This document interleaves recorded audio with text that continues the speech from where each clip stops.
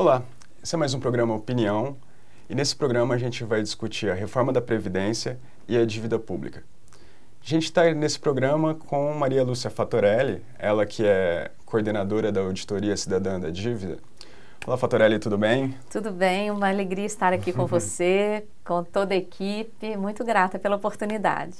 Muito obrigado, Fattorelli, por comparecer a esse programa especial. E, Fattorelli, eu queria começar falando sobre reforma da Previdência, né? Um dos argumentos principais que o governo e os defensores da reforma da Previdência utilizam é que o país estaria vivendo uma crise, alta taxa de desemprego e tudo mais, por conta de uma crise fiscal causada aí pelos supostos excessivos gastos com aposentadoria, com servidor público. E essa é uma visão que a Auditoria Cidadã é diametralmente oposta, né? Explica pra gente o que a auditoria pensa disso tudo. Tá certo. Olha, em primeiro lugar, nós acompanhamos os números da economia e no período de 1995 até 2014, foram 20 anos de superávit primário. O que é isso? Nós gastamos menos do que arrecadamos. Arrecadamos muito mais do que gastamos com todos os serviços públicos prestados à população, com todos os gastos para manutenção do Estado nos 4 poderes, Executivo, Legislativo, Judiciário e Ministério Público. Então, considerando durante esse período de 20 anos, a arrecadação superou os gastos e sobrou R$ 1 trilhão. Então, a primeira coisa que a gente desmonta é de que estamos gastando muito com os gastos sociais ou com servidores públicos, com a manutenção do Estado. Mentira! Produzimos durante 20 anos R$ 1 trilhão de superávit primário. Qual foi o comportamento da dívida pública nesses 20 anos? Em 95, a dívida interna estava em cerca de 89 bilhões de reais. 20 anos depois, 2014, ela estava chegando em 4 trilhões de reais. Então, a dívida pública explodiu não foi por causa dos gastos sociais. Foi por causa dos mecanismos que geram dívida pública. É o que a gente chama de sistema da dívida e eu posso explicar mais depois. Outra coisa que eles falam, que o servidor público é o vilão das contas públicas. Basta pegar os dados do orçamento de 2019, que foi aprovado pelo Congresso e já sancionado pelo atual governo, Bolsonaro. A previsão de gastos é de quase R$ 1,5 trilhão com gastos financeiros com a dívida pública. R$ 1,5 trilhão. Gasto com servidor público, ativo e aposentado, no orçamento federal, 325 bilhões, menos de 1/4 do que vai gastar com a dívida. Então, o problema não é o gasto social, não é o servidor público e também não é a Previdência. O rombo nunca esteve na Previdência. Previdência é solução, é o maior programa social, o maior patrimônio da classe trabalhadora no Brasil. E ao longo dos anos também, desde a Constituição Federal, 88, quando foi criado esse sistema de seguridade que engloba previdência, assistência e saúde pública, até 2015, sobraram recursos das contribuições e o orçamento fiscal nem teve que aportar recursos para bancar a Seguridade Social, embora a Constituição preveja isso. Em 2015, já houve uma queda na arrecadação das contribuições por conta das desonerações, dos incentivos, das isenções e do desemprego. Quem está no desempregado, ou empresa que quebrou, ou empresa que foi desonerada, não contribui para a Seguridade. Então, isso é que fez com que reduzisse. E tudo isso decorreu da chamada crise. A crise não foi decorrente de um problema fiscal, de gastos na manutenção do Estado ou nos serviços prestados à população. Como eu falei, nós tivemos superávit primário durante 20 anos, 1 trilhão de superávit primário. A crise não veio de nenhuma das situações em que a gente aprende que o capitalismo entra em crise. Por exemplo, crise no sistema financeiro, que inclusive foi o que provocou a crise de 2007, 2008 nos Estados Unidos. Os bancos estavam em risco de quebra. As pessoas vão se lembrar da quebra do Lehman Brothers, da superemissão de dólares pelo Fed, pelo Banco Central Americano, que injetou mais de um PIB americano nos bancos. Injetou 16 trilhões de dólares nos bancos. Então, aqui não aconteceu nada disso. O que trouxe o Brasil para essa crise? Foi a política monetária suicida praticada pelo Banco Central. O Banco Central começou, em meados de 2013, a subir as taxas de juros no segundo semestre em praticamente todas as reuniões do Copom. A partir de junho de 2013, enquanto o povo estava nas ruas, o Banco Central disparou a alta da taxa de juros, que saiu de 7,25% e foi subindo até 14,25%. E ficou em 14,25% mais de um ano. Uma taxa de juros insustentável. Associado a essa super elevação da taxa de juros, o Banco Central aumentou a aceitação de toda a sobra de caixa dos bancos. Os bancos ficaram atraídos por essa taxa de juros alta no Banco Central, em vez de emprestar para a indústria, para todas as empresas que precisam de crédito, para os novos empresários, principalmente pequenos e médios que precisam de crédito para alavancar seus negócios. Os bancos preferiram depositar sua sobra de caixa no Banco Central. Explica para a gente, Fatorelli, o que significa isso. Os bancos, eles têm uma sobra, né, de recursos, e aí eles depositam isso no Banco Central e recebem em troca títulos da dívida com juros altos, né? Seria isso? Exatamente. Olha só, que sobra é essa, né, em primeiro lugar? Todos nós, quando recebemos o nosso salário, recebemos algum pagamento, raramente, no mesmo dia que a gente recebe o nosso salário, a gente gasta tudo. Empresa também mantém um certo recurso depositado nos bancos. Os bancos, então, têm todo esse dinheiro em caixa. Uma parte desse dinheiro é o depósito compulsório, obrigatório, que os bancos têm que recolher ao Banco Central, porque é a segurança de que uma parte dos recursos estarão lá nesse depósito compulsório. Isso é uma coisa.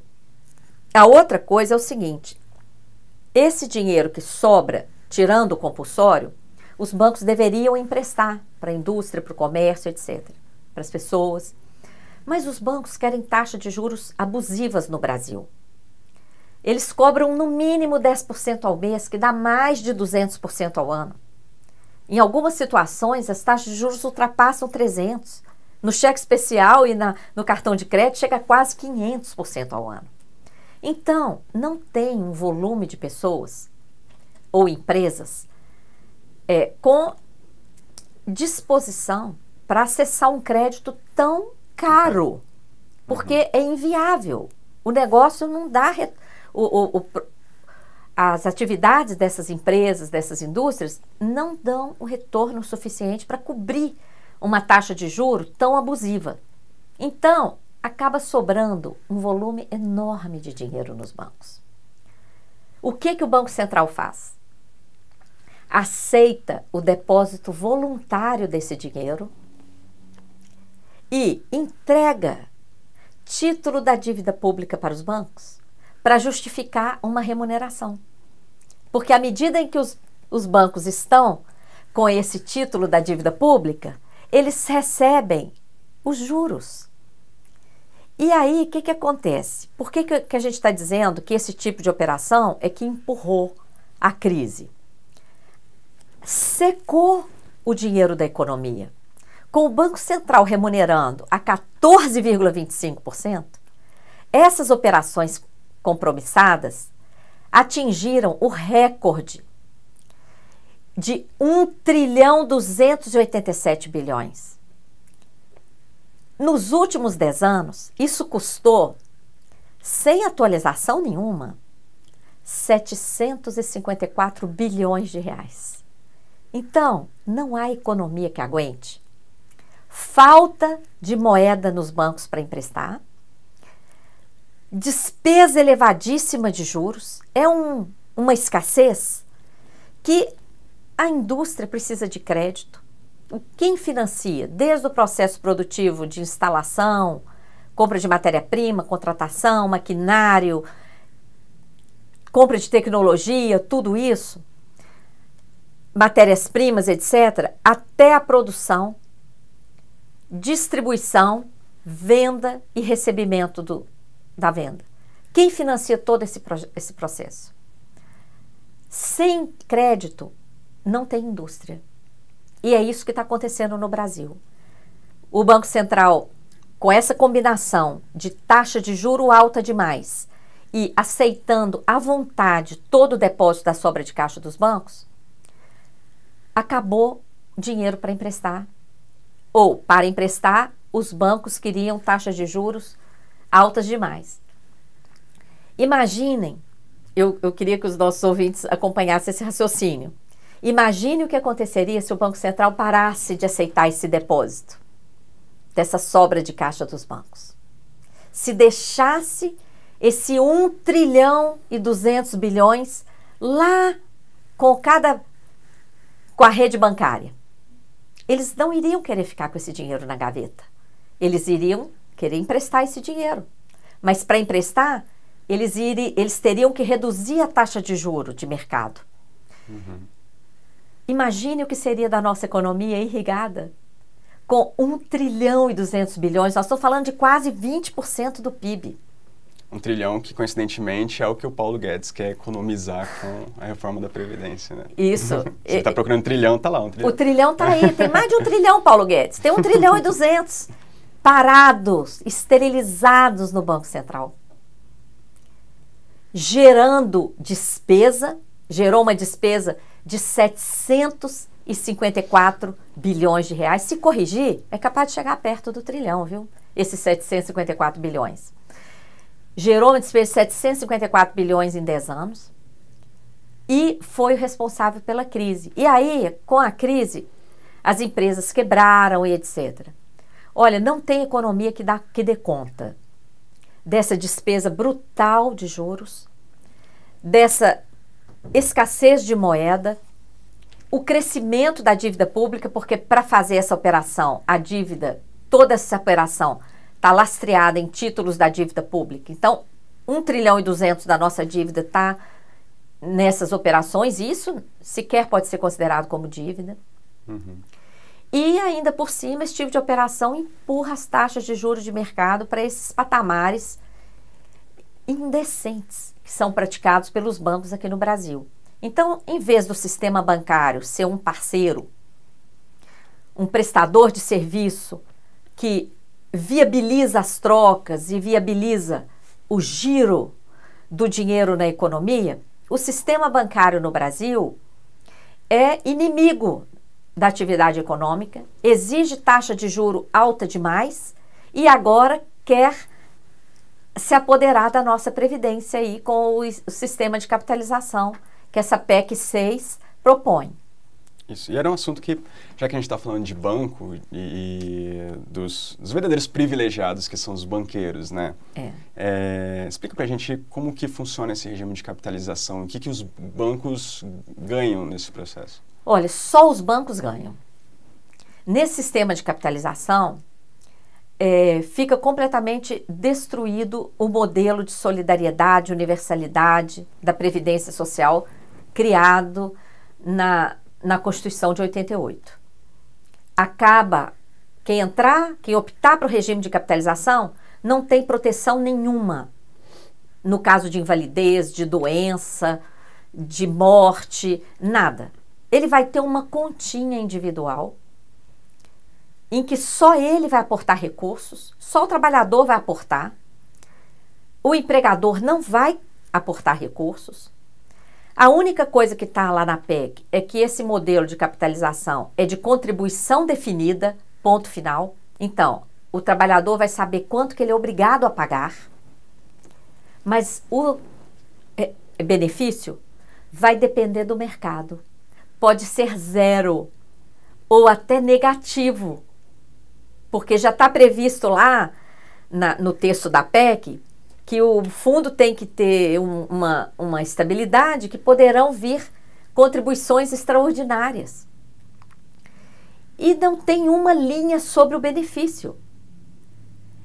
Esse modelo não poderia nem ser chamado de previdência, porque previdência, se a gente olhar no dicionário, é sinônimo de segurança. O que tem a ver a nossa previdência com aplicações de risco? Porque o mercado vai fazer aplicação com esse dinheiro que chega lá. Esse dinheiro não vai ficar lá em dinheiro, ele vai ser aplicado. E podem ser feitas aplicações de risco. A papelada podre da crise de 2008, que ficou lá, foi repassada para bancos fictícios, os tais dos bad banks, ela está aí ainda no mercado financeiro procurando um lugar para desaguar. Olha o risco que nós estamos correndo ao criar esse sistema em que as pessoas vão começar a contribuir agora para se aposentarem daqui a 40 anos. Não é? Pode chegar lá daqui a 40 anos e não ter absolutamente nada para receber, não tem nenhuma proteção, não tem nenhuma garantia. Não é? Então, isso nem poderia ser chamado de previdência. E é muita... A conquista da nossa Seguridade Social em 88 foi a principal conquista da Constituição. Nós não podemos, num momento de contingência, de crise fabricada, destruir esse modelo para entregar para os bancos. Aliás, foi para isso que a crise foi produzida. A crise é produzida beneficiando os bancos, porque durante essa crise os bancos continuaram lucrando como nunca. E aí, para remediar a crise, vem medidas que favorecem mais ainda os bancos, como a PEC do teto, que estabeleceu o teto para toda a manutenção do Estado, para todos os serviços públicos prestados à população, mas deixou de fora os gastos financeiros com a dívida, as privatizações. Tem crise, tem que vender patrimônio, então estamos entregando o nosso patrimônio à custa de nada, a preços ridículos, para pagar dívida. E essa reforma da Previdência, que destrói o modelo de seguridade social para entregar para os bancos no esquema de capitalização em que só eles ganham. A classe trabalhadora fica totalmente desamparada e numa situação de risco total. Esse modelo de capitalização já foi aplicado em outros países, não é? Qual o resultado que isso provocou? Olha, já foi aplicado em mais de 30 países, e mais da metade já voltaram atrás. O Chile é um exemplo emblemático, porque foi um dos primeiros países que trilhou nessa seara aí da capitalização. O modelo, enquanto estava só arrecadando as contribuições dos trabalhadores, estava fazendo propagandas de que estava tudo indo muito bem. Quando chegou a hora de pagar os benefícios, quebrou. O Chile, hoje, é o país campeão de indigentes idosos julgados nas ruas e o campeão de suicídios de idosos. Porque as pessoas perderam tudo, colocaram todas as suas economias nesse esquema de capitalização e a coisa quebrou. O Estado voltou atrás, teve que reestatizar a Previdência, criar uma Previdência Social Pública, porém, num patamar muito baixo. Os aposentados lá recebem uma quantia inferior ao salário mínimo brasileiro, bem inferior ao salário mínimo brasileiro. E o resultado é esse drama. Mas não foi só o Chile, vários outros países que implantaram já voltaram atrás nesse modelo. O modelo de solidariedade, ele é bom para todo mundo. É um modelo que, para dar certo, tem que ter geração de emprego, tem que ter emprego digno, porque as pessoas têm que estar formalizadas, contribuindo, não é? O salário precisa melhorar, para melhorar o nível de contribuição. As empresas precisam existir para contribuir. Esse outro modelo de capitalização só interessa aos bancos, não interessa para a economia formal, não interessa para as pessoas, não é? E não tem sido um modelo que tem dado certo em lugar nenhum. Uhum. E junto a esse modelo de capitalização, ainda existe embutido uma reforma trabalhista, né, de contrabando. Isso é gravíssimo, porque na reforma trabalhista já passou, por exemplo, o trabalho intermitente, entre várias outras coisas. Um trabalhador que não vai ter a segurança mais de trabalhar o mês inteiro, quantos anos a mais ele vai ter que trabalhar para contar um ano de serviço? Uma pessoa que trabalha intermitente 2 dias, ele vai ter que trabalhar o triplo para contar um ano. Ele vai ter que trabalhar 3 anos para contar um ano. A reforma da Previdência, além dela colocar uma idade mínima para mulheres em 62 anos e para homem em 65, ela coloca vários gatilhos que essa idade vai avançando durante o tempo. Ela exige também uma contribuição mínima de 20 anos, mas quem não quiser perder muito vai ter que contribuir 40 anos. Essa pessoa que trabalha só 2 dias, ela vai ter que contribuir, para juntar 20 anos de contribuição, ela vai ter que trabalhar 60 anos. Essa pessoa não vai se aposentar. Trabalhadores rurais, quer dizer, aqueles mais vulneráveis, estão sendo os mais penalizados. As mulheres que estão em grande maioria no trabalho informal, no trabalho doméstico e outras atividades, essas serão as mais prejudicadas com essa contrarreforma, né? E então, nesse quadro de desemprego que está aí, muitas empresas podem querer oferecer vagas de trabalho, obrigando o trabalhador a optar pela carteira verde e amarela sem direitos e pelo regime de capitalização também, sem segurança nenhuma. Num quadro de desemprego brutal decorrente da crise fabricada pela política monetária, muitas pessoas vão acabar aceitando esse absurdo. E isso vai comprometer totalmente quem já está hoje aposentado, porque com um contingente grande de pessoas indo para a capitalização, essas pessoas vão parar de contribuir para o modelo atual de previdência solidária. As empresas também vão parar de contribuir. E aí? Quem já está hoje aposentado e acha que não está sendo atingido pela reforma, está iludido, vai ser atingido sim.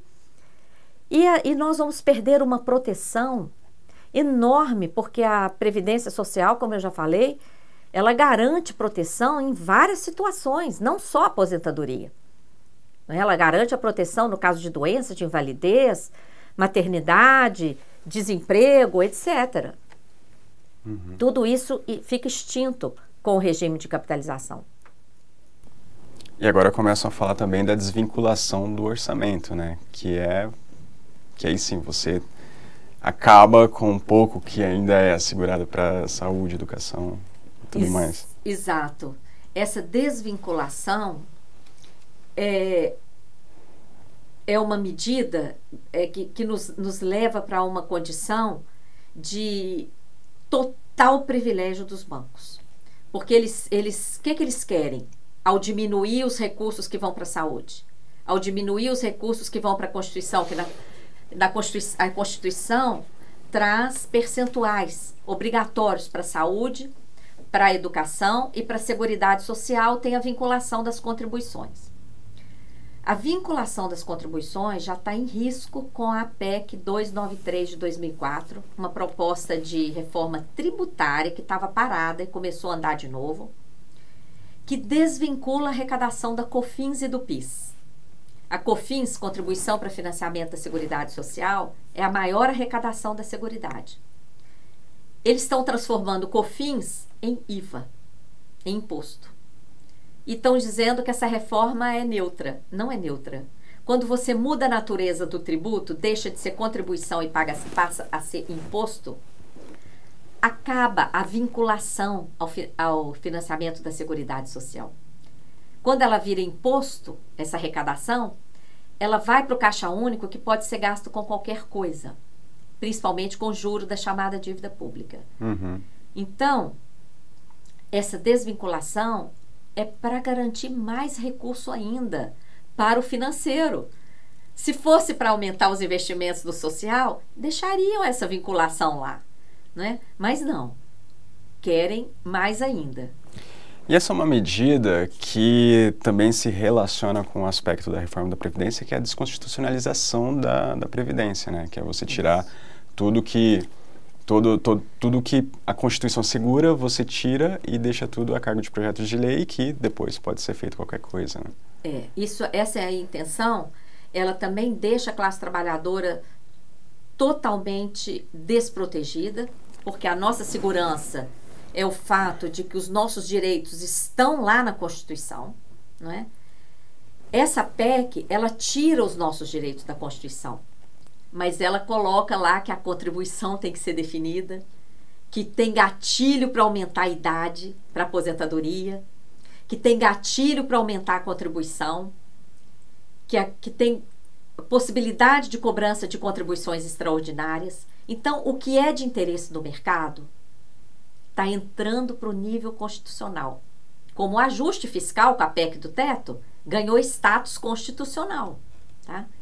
Uhum. O que interessa ao mercado está ganhando status constitucional. E os direitos estão perdendo, tá? Maria Lúcia, o governo vem dizendo que a aprovação da reforma da Previdência vai produzir 8 milhões de empregos nos próximos anos, que a economia vai crescer e que vai ficar tudo uma maravilha, um paraíso na Terra. Isso é verdade? O que vai produzir na economia essa reforma? Olha, o contrário. Aliás, essa propaganda, né, de que o PIB vai crescer, o juro vai cair, vai gerar emprego, eles falaram isso para aprovar a PEC do teto. Não aconteceu isso, pelo contrário. Falaram isso com a reforma trabalhista. Também não aconteceu isso. O que nós vimos foi aumentar a informalidade. Agora vem a mesma mentira. Vai acontecer o contrário. Por quê? As pessoas vão parar de receber o benefício, que hoje movimenta a economia de mais de 70% de municípios no Brasil. Tem um estudo importantíssimo feito pela Anfip do impacto dos benefícios da Seguridade Social nos municípios no Brasil. Nós temos no Brasil mais de 5.500 municípios.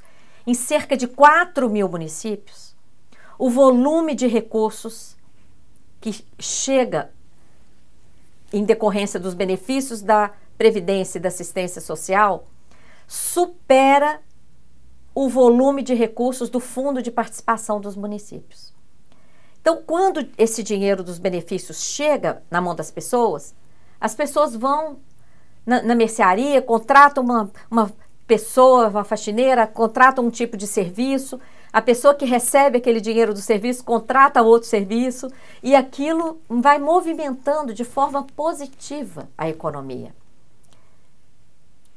Esse dinheiro das contribuições, então, que vai parar de ser recolhido no caso da capitalização, vai ficar esterilizado nos bancos, fazendo aplicações financeiras de risco, vai deixar de chegar para as pessoas, vai deixar de movimentar a economia dos municípios.